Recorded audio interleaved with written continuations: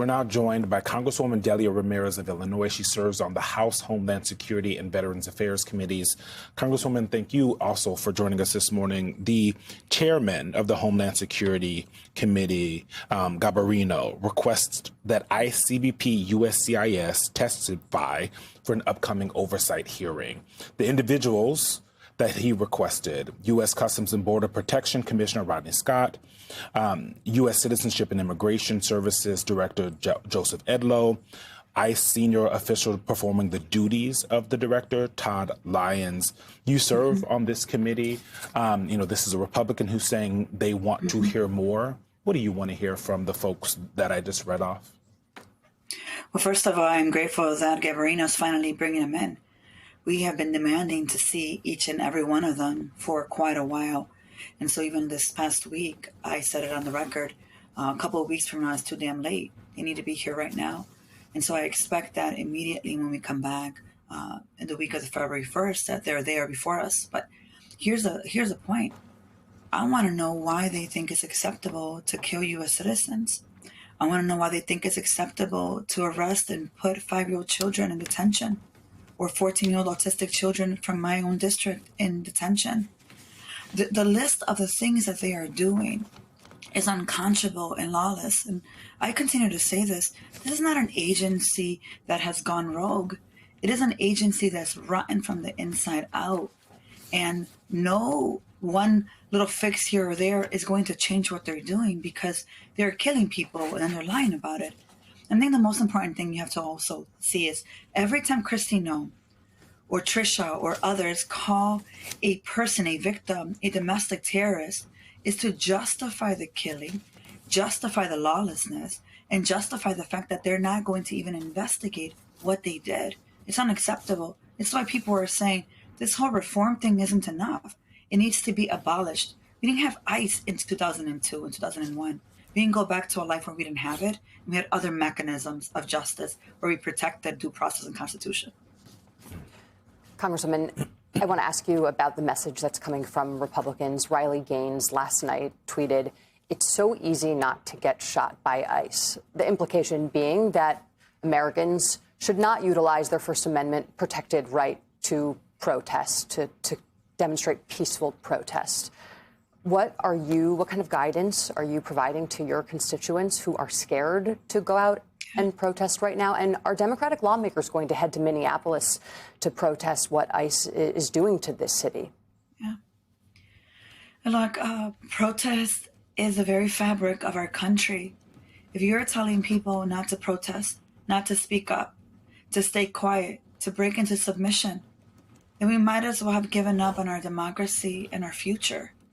But the reality is that this president, Kristi Noem, and every single person under his administration, and Republicans without a spine are unwilling to speak up, are willing to give away our democracy and willing to give away the safety of Americans around the country. Of course, I am telling people, please be careful as you go out. Yeah, know your rights, but also know the risks that come with it. You should not have to be afraid for your own life, for the willingness to speak up to injustice. And so I'll be at a protest today, and I'll be at a protest tomorrow. We have to continue to speak up, because it is the only way that you shake the consciousness of the people that are in power. I'm grateful that senators in the Senate are saying they're going to block DHS funding, not one more dollar. But the reality is we have to look back and ask ourselves, how could this agency continue to operate? There is no credible source to be able to keep operating it. ICE needs to get out of Minneapolis and every single city. And we have to stop this lawlessness right now for the sake of this country. Congresswoman Ramirez, today, House Democrats will hold a virtual call with Minnesota Governor Tim Walz.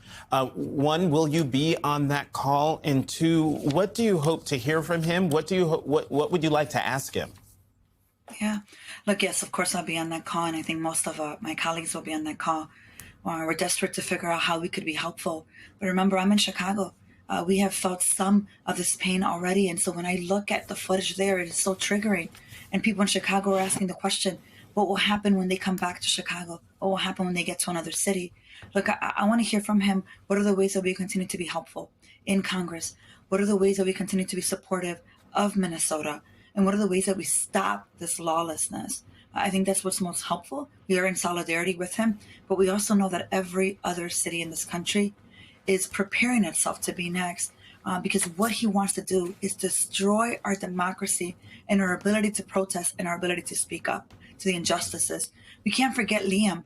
Just a few days ago, you were looking at the image of a baby with bunny hat getting into a car, into detention.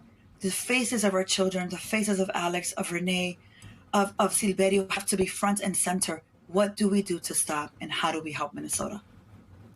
Congresswoman, I want to pivot just a little bit. It's still directly connected to what we've been seeing in Minnesota. A letter that the Attorney General Pam Bondi sent to the governor of Minnesota, Tim Walz. And in it, it says that basically, if you want us out, there's a list of demands. One of the demands is to allow the Civil Rights Division of the Department of Justice to access voter rolls to confirm that Minnesota's voter registration practices comply with federal law. There are other demands in that. And, I was talking to someone just a bit ago, actually, like 7:45, texting with them.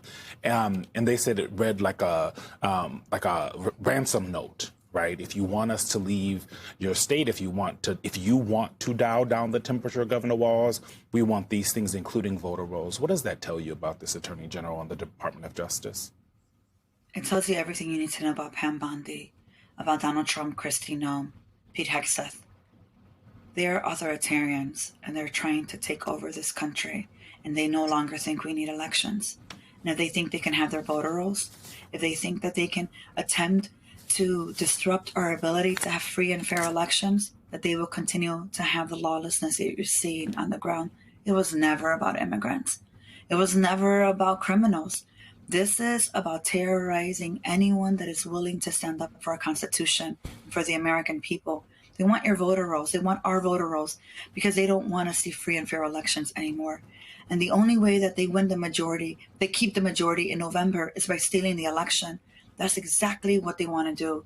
And every single person in this country who cares and brags about our democracy needs to see the red flag and say, enough is enough. We can't continue to allow this lawlessness. And Congresswoman, before we are out of time, the majority of Democrats in the House did not vote for legislation to continue to fund ICE and Customs enforcement without changes to how the agency operates. But there are 7 Democrats who did vote to fund this DHS bill. Did they choose political expediency over the best interest of the American public? I think you know the answer to that. I'm disappointed, and I understand everyone has their own district. But in this moment, how do I justify sending more money to an agency that is killing American citizens and sending little children, could be our own children, into detention, into a place where women are being raped? I can't justify it. I can't justify not one person, whether you're a Democrat or Republican, in voting to allow them to continue to kill us. They have their own districts. But as for me, I won't justify them. Congresswoman Delia Ramirez, thank you so much for joining us this morning, and stay safe in the protests today.